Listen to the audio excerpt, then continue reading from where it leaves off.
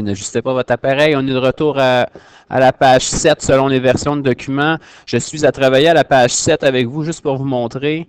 Oups, ça n'a pas bien été. On va se reprendre. Page 7, on travaille les chaînes d'opérations algébriques. Alors, vous avez déjà vu les chaînes d'opérations avec la priorité à respecter. Toujours avec le truc PED, MAS. Et quand on fait des chaînes d'opérations, le but c'est de simplifier, c'est de rapetisser ça. Alors on y va de haut en bas, en commençant par les parenthèses suivies des exposants, les divisions, les multiplications, les additions et les soustractions. Alors sans plus attendre, allons faire les calculs requis pour notre premier problème.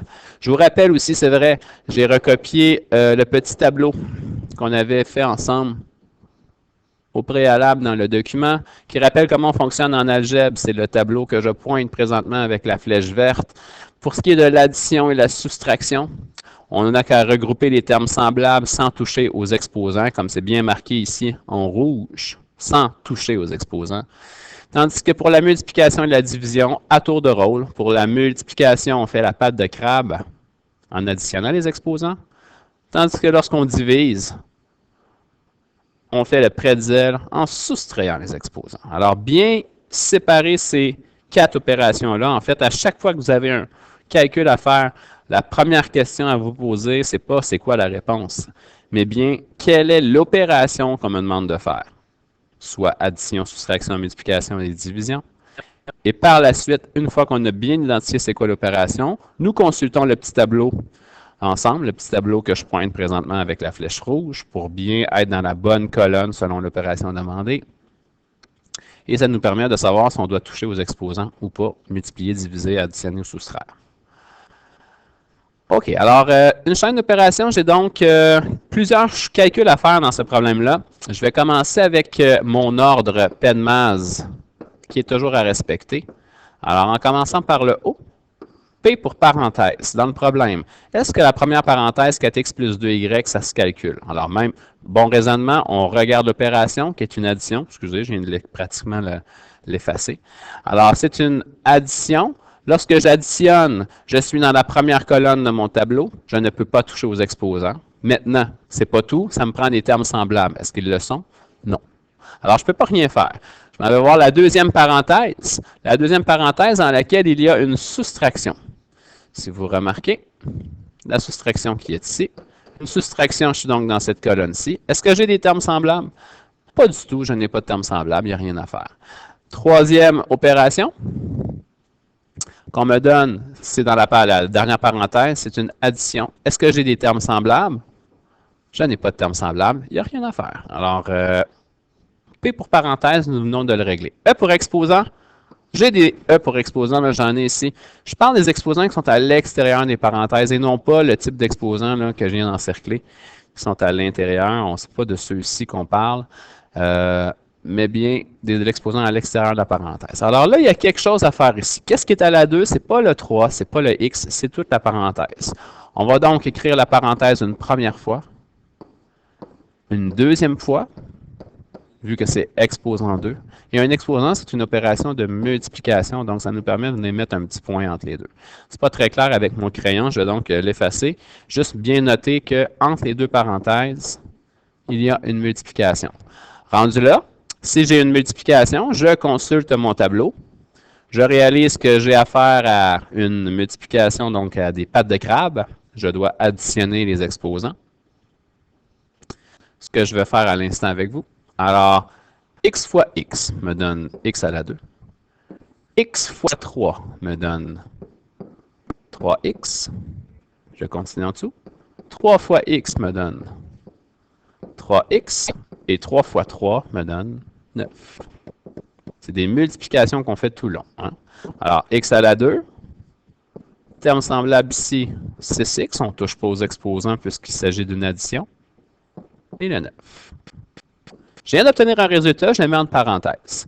Je dois maintenant venir recopier tout le reste du problème que je n'ai pas calculé encore. Donc, quand je dis ça, je parle de tout ce que je souligne ici. Je ne l'ai pas calculé, je vais venir le recopier.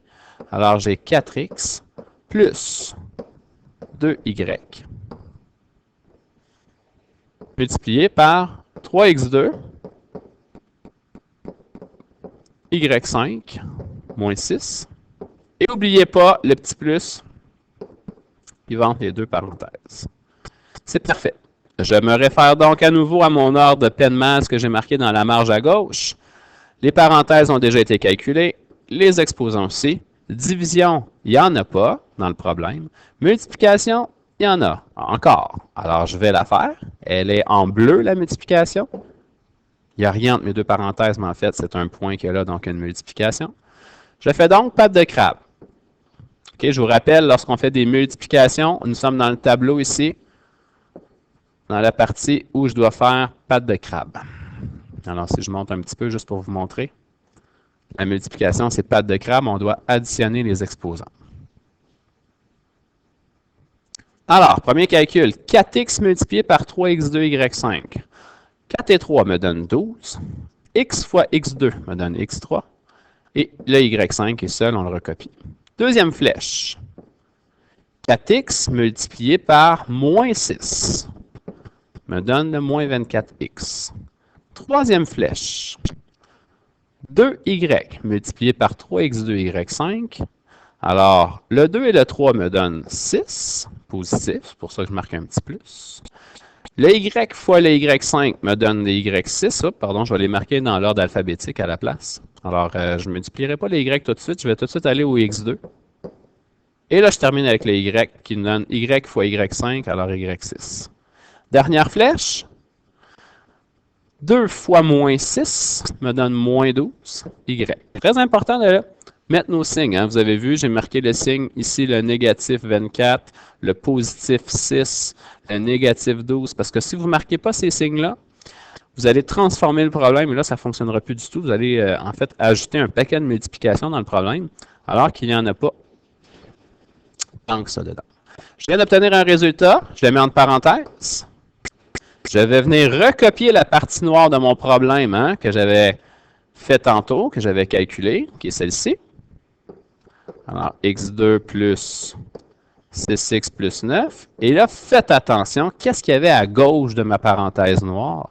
C'était une addition. Je ne l'ai toujours pas fait, cette addition-là, alors je dois venir la recopier. Dernière étape, si on s'en va dans la marge, dans mon Penmans, je suis rendu avec les additions. Et il y a une addition, c'est celle que je viens tout juste de recopier. Quand j'additionne en algèbre, je suis en train de... Je suis dans la première colonne de mon tableau.